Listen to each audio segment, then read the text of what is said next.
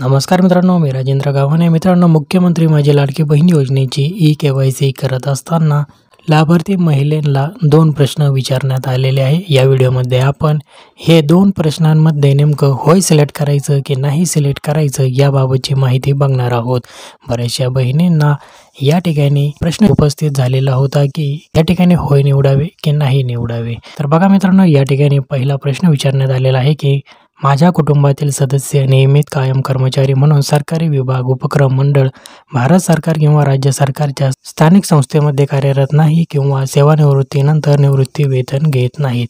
तर मित्रांनो, हा प्रश्न नकारार्थी आहे. या ठिकाणी बऱ्याचशा जणांचा गोंधळ होत आहे. या ठिकाणी आपल्याला होय हेच पर्याय निवडायचे आहे. आणि जो दुसरा प्रश्न आहे तो आपण बघूयात. माझ्या कुटुंबातील केवळ एक विवाहित व एक अविवाहित महिला योजनेचा लाभ घेत आहे. तर हा देखील नकारार्थी प्रश्न आहे. या ठिकाणी आपल्याला होय निवडावे लागेल. तर मित्रांनो, एकंदरीत या दोन्ही ठिकाणी तुम्ही होय निवडा आणि त्याखालील चौकटीमध्ये टिक मार्क करून सबमिट करा या पर्यायावर क्लिक करून टाका. तुमची ई-KYC पूर्ण होऊन जाईल. महत्त्वपूर्ण असा हा व्हिडिओ जास्तीत जास्त शेअर करा आणि पुढील अपडेटसाठी चॅनलला सबस्क्राईब करण्यात विसरू नका. धन्यवाद.